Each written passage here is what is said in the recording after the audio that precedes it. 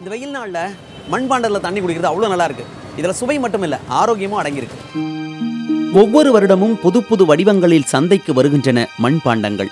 கலைநயத்தோடு செய்யப்பட்டிருக்கும் இப்பாண்டங்கள் காண்போரை கட்டி இழுக்கின்றன. இந்த வருடம் புது வரவாக இட்லி பாத்திரம், கிரீன் டீ மேக்கர், தோசைக்கல், ஃபேன் டைப் மாடல் குக்கிங் பாட்டு, இன்னும் பலவிதமான டிசைனில் குக்கிங் பாட்டெலாம் பண்ணியிருக்கிறோம். தண்ணீர் பந்தல்களில் முன்பெல்லாம் மண்பானைகள் தான் இருக்கும். ஆனால் இப்பொழுது எங்கு பார்த்தாலும் பிளாஸ்டிக் கேன்களே நிறைந்திருக்கின்றன. தினசரி வாழ்க்கையில் நாம் பயன்படுத்தி வந்த மண்பாண்டங்கள் இன்று குறிப்பிட்ட சில சடங்குகளுக்கு மட்டுமே பயன்படுத்தப்படுகின்றன. ஆனால் எத்தனை மாற்றங்கள் வந்தாலும் நாங்கள் செய்யும் மண்பாண்டங்களுக்கென்று ஒரு தனி இடம் உண்டு என்கிறார்கள் மண்பாண்ட தயாரிப்பாளர்கள். எத்தனை தலைமுறை இருந்தாலும் பெரிய கோயில் இருந்தால் கூட பொன்னால் ஒரு பொருள் செஞ்சால் கூட மண்ணால் ஒரு பொருள் இருந்தால் தான் கும்பாபிஷேகம் நடத்த முடியும், இல்லைன்னா முடியாது.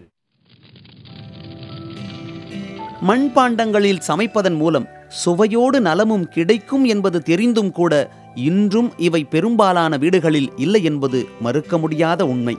மீண்டும் பழைய நிலைக்கு திரும்பி மண்பாண்டங்களில் சமைத்தால் நலம் கூடும் என்கிறார்கள் இயற்கை ஆர்வலர்கள்.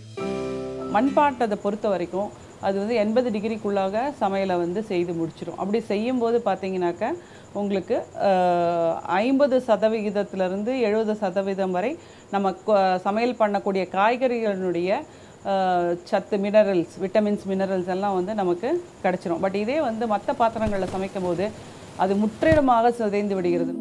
மண்பாண்டங்களின் பலன்கள் பற்றிய விழிப்புணர்வு அதிகரித்தாலே தேவை அதிகரித்து உற்பத்தியும் உயர்ந்துவிடும் என்கிறார்கள் சமூக ஆர்வலர்கள். இவ்வளோ நல்ல விஷயங்கள் இருக்குன்னு தெரிஞ்சு போச்சு, அப்புறம் எப்படி சும்மா போகிறது? அதான் நானும் வாங்கிட்டேன். புதிய தலைமுறைக்காக ஒளிப்பதிவாளர் சிவகுமாருடன் மணிமாறன்.